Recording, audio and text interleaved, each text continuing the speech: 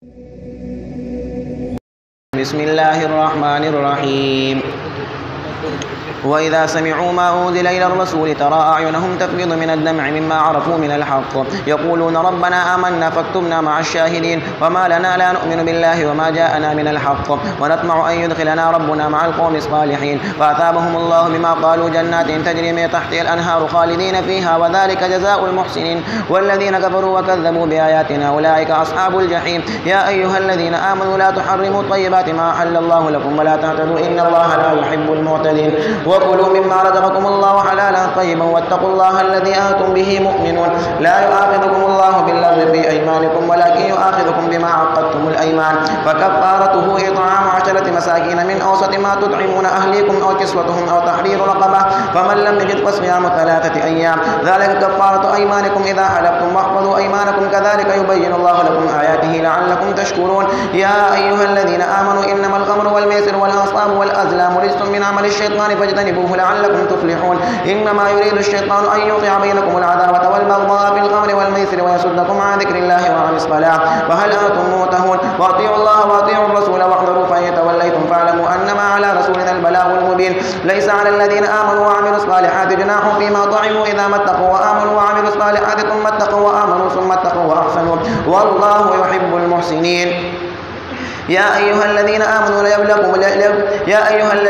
ليبلونكم الله بشيء من الصيد تناله أيديكم ورماحكم ليعلم الله من يخافه بالغيب فمن اعتدى بعد ذلك فله عذاب أليم. يا أيها الذين آمنوا لا تقتلوا الصيد وأنتم حرم وما قتله منكم متعمدا فجزاء مثل ما قتل من النعم يحكم به ذوى عدل منكم هديا بالغ الكعبة أو كفارة طعام مساكين أو عدل ذلك صياما ليذوق وبال أمره عفى الله عما سلف ومن عاد فينتقم الله منه والله عزيز ذو انتقام. وحل لكم صيد البحر وطعامه متاعا لكم وللسيارة وحرم عليكم صيد البر ما دمتم حرما واتقوا الله الذي إليه تحشرون. جعل الله الكعبة البيت الحرام قياما للناس والشهر الحرام والهدي والقلائد ذلك لتعلموا أن الله يعلم ما في السماوات وما في الأرض وأن الله بكل شيء عليم. اعلموا أن الله شديد العقاب وأن الله غفور رحيم. ما على الرسول إلا البلاغ والله يعلم ما تبدون وما تكتمون. قل لا يستوي الخبيث والطيب ولو أعجبك كثرة الخبيث فاتقوا الله يا أولي الألباب لعلكم تفلحون. يا أيها الذين آمنوا لا تسألوا عن أشياء تبد لكم تسؤكم وإن تسألوا عنها حين ينزل القرآن تبد لكم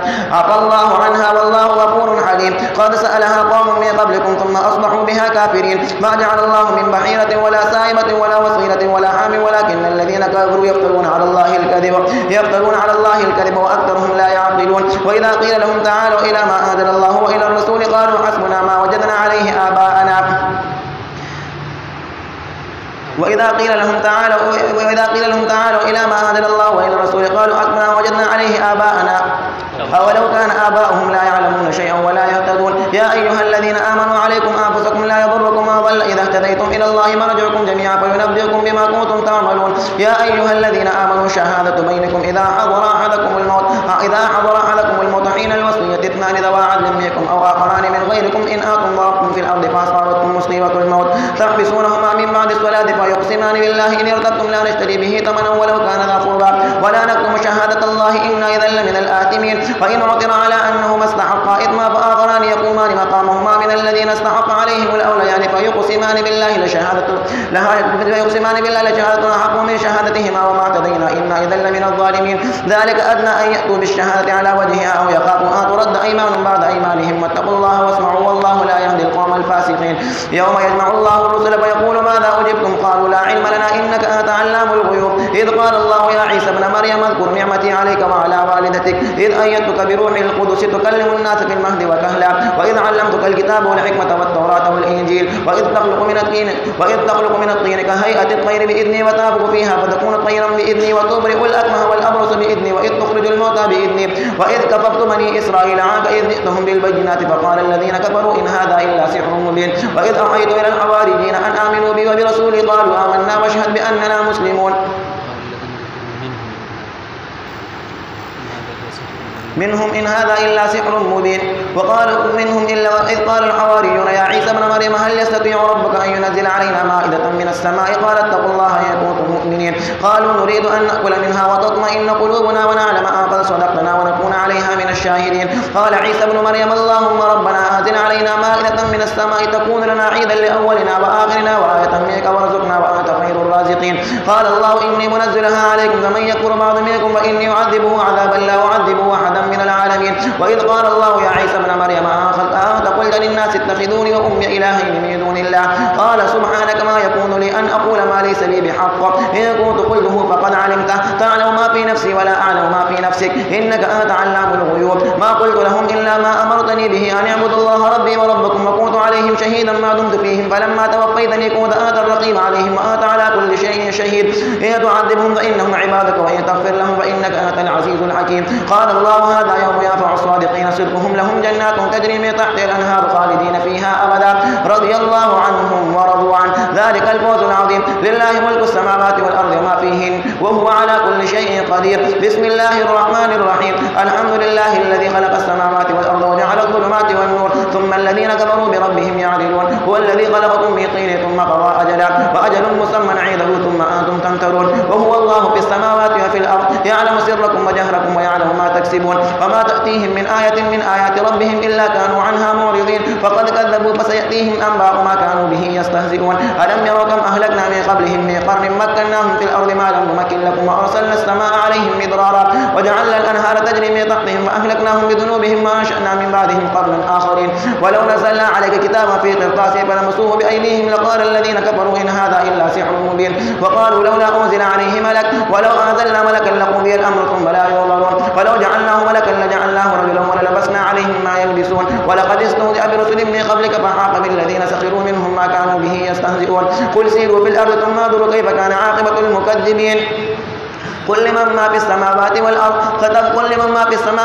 قل لله كتب على نفسه الرحمة ليجمعنكم إلى يوم القيامة لا ريب فيه الذين خسروا أنفسهم وهم لا يؤمنون وله ما سكن في الليل والنهار وهو السميع العليم. قل أغير الله أتخذ وليا فاطر السماوات والأرض وهو يطعم ولا يطعم قل إني أمرت أن أكون أول من أسلم ولا تكونن من المشركين. قل إني أخاف إن عصيت ربي عذاب يوم عظيم من يصرف عنه يومئذ فقد رحمه وذلك الفوز المبين. وإن يمسسك الله بضر فلا كاشف له إلا هو وإن يمسسك بخير فهو على كل شيء قدير. وهو القاهر فوق عباده وهو الحكيم الخبير. قل أي شيء أكبر شهادة قل الله شهيد بيني وبينكم وأوحي إلي هذا القرآن لأنذركم به ومن بلغ أئنكم لتشهدون أن مع الله آلهة أخرى قل لا أشهد قل إنما هو إله واحد وإنني بريء مما تشركون. الذين آتيناهم الكتاب يعرفونه كما يعرفون أبناءهم الذين خسروا أنفسهم وهم لا يؤمنون. ومن أظلم ممن افترى على الله كذبا وكذب بآياته إنه لا يفلح الظالمون. ويوم نحشرهم جميعا ثم نقول للذين أشركوا أين شركاؤكم الذين كنتم تزعمون ثم لم تكن فتنتهم إلا قالوا والله ربنا ما كنا مشركين. انظر كيف كذبوا على أنفسهم وضل عنهم ما كانوا يسمعون. ومنهم من انظر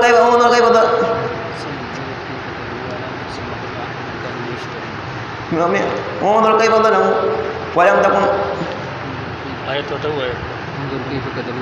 انظر كيف كذبوا على أنفسهم وضل عنهم ما كانوا يفترون. ومنهم من يستمع إليك وجعلنا على قلوبهم أكنة أن يفقهوه وفي آذانهم وقرا وإن يروا كل آية لا يؤمنوا بها حتى إذا جاءوك يجادلونك يقول الذين كفروا إن هذا إلا أساطير الأولين وهم ينهون عنه وينأون عنه وإن يهلكون إلا أنفسهم وما يشعرون. ولو ترى إذ وقفوا على النار فقالوا يا ليتنا نرد ولا نكذب بآيات ربنا ونكون من المؤمنين بل بدا لهم ما كانوا يخفون من قبل ولو ردوا لعادوا لما نهوا عنه وإنهم لكاذبون. وقالوا إن هي إلا حياتنا الدنيا وما نحن بمبعوثين. ولو ترى إذ وقفوا على ربهم قال أليس هذا بالحق قالوا بلى وربنا قال فذوقوا العذاب بما كنتم تكفرون. قد خسر الذين كذبوا بلقاء الله حتى إذا جاءتهم الساعة بغتة قالوا يا حسرتنا على ما فرطنا فهم فيها يحملون أوزارهم على ظهورهم ألا ساء ما يزرون. قد خسر الذين كذبوا بلقاء الله حتى إذا جاءتهم الساعة بغتة قالوا يا حسرتنا على ما فرطنا فيها وهم يحملون أوزارهم على ظهورهم ألا ساء ما يزرون.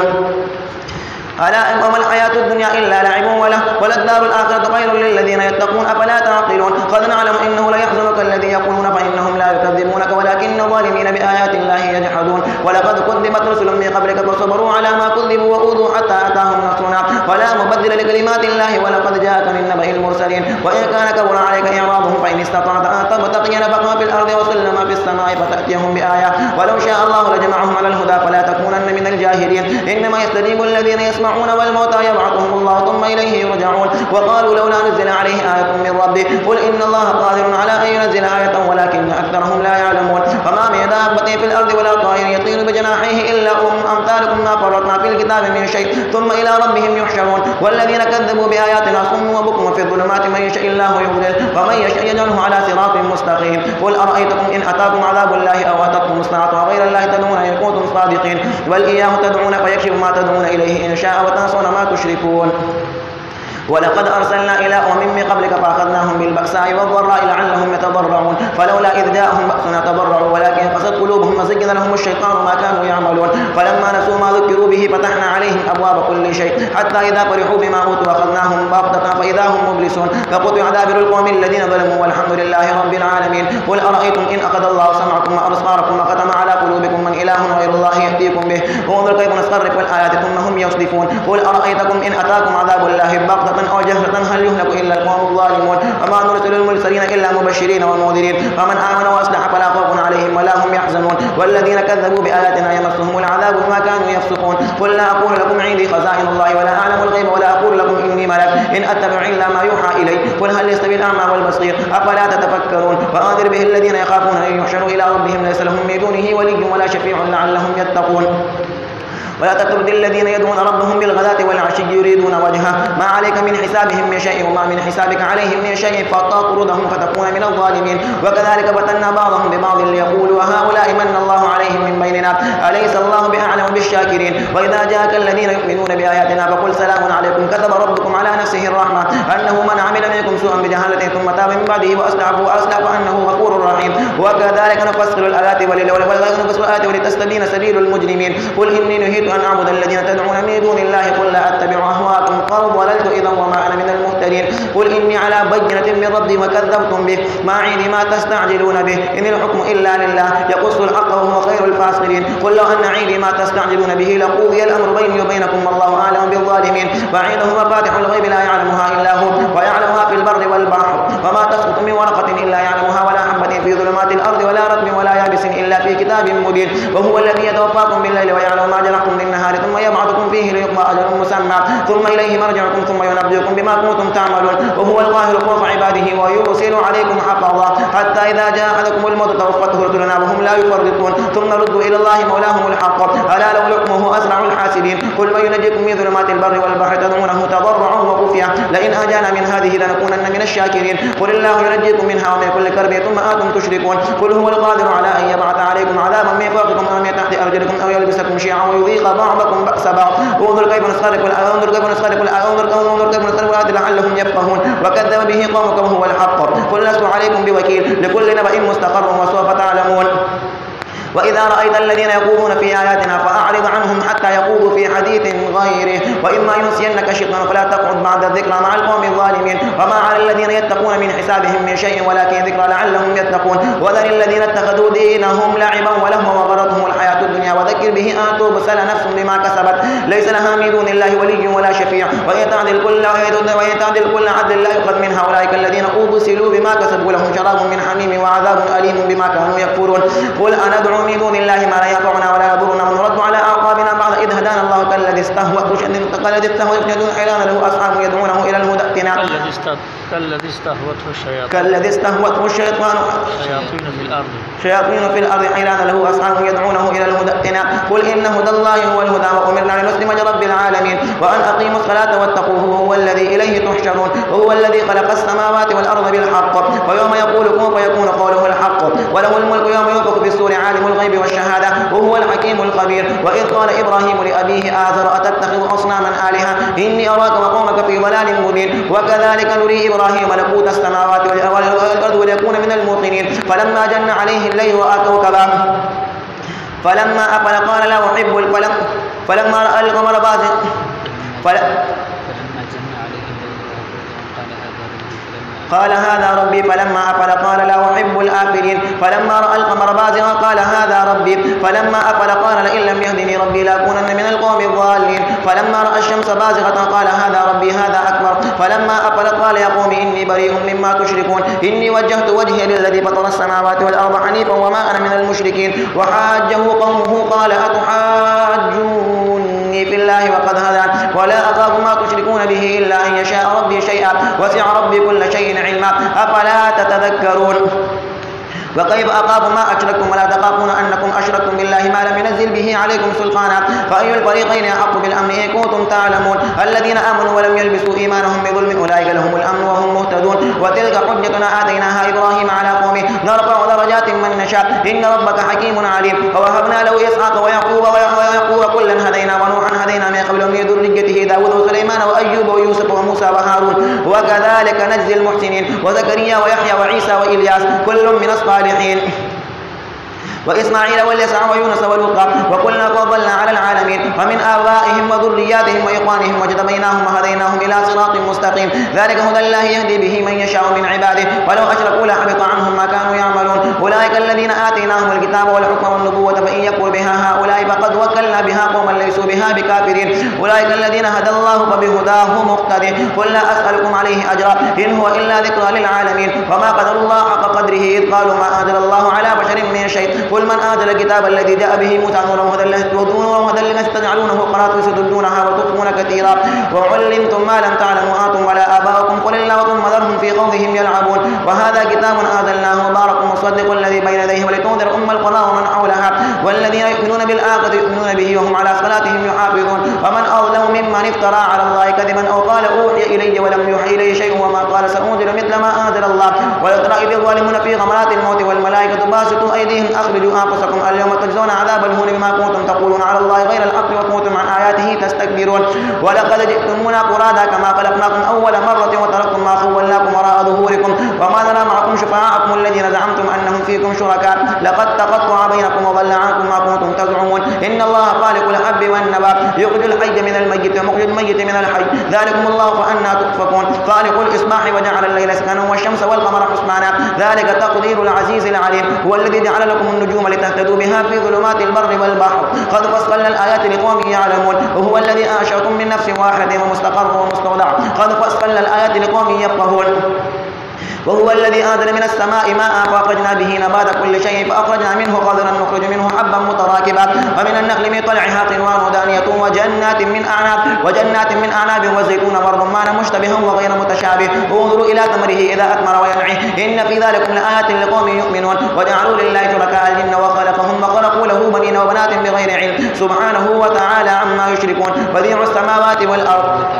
سبحانه وتعالى عما يشركون بديع السماوات والأرض أن يكون له ولد ولم تكن له صاحبة وخلق كل شيء وهو بكل شيء عليم ذلكم الله ربكم لا إله إلا هو خالق كل شيء فاعبدوه وهو على كل شيء وكيل لا تدركه الأبصار وهو يدرك الأبصار وهو اللطيف الخبير قد جاءكم بصائر من ربكم ومن أبصر فلنفسه ومن عمي فعليها وما أنا عليكم بحفيظ وكذلك نصرف الآيات وليقولوا درست ولنبينه لقوم يعلمون اتبع ما يوحى إليك من ربك لا إله إلا هو وأعرض عن المشركين ولو شاء الله ما أشركوا وما جعلناك عليهم حفيظا وما أنت عليهم بوكيل ولا تسبوا الذين يدعون من دون الله فيسبوا الله عدوا بغير علم كذلك زينا لكل أمة عملهم ثم إلى ربهم مرجعهم وينبئهم بما كانوا يعملون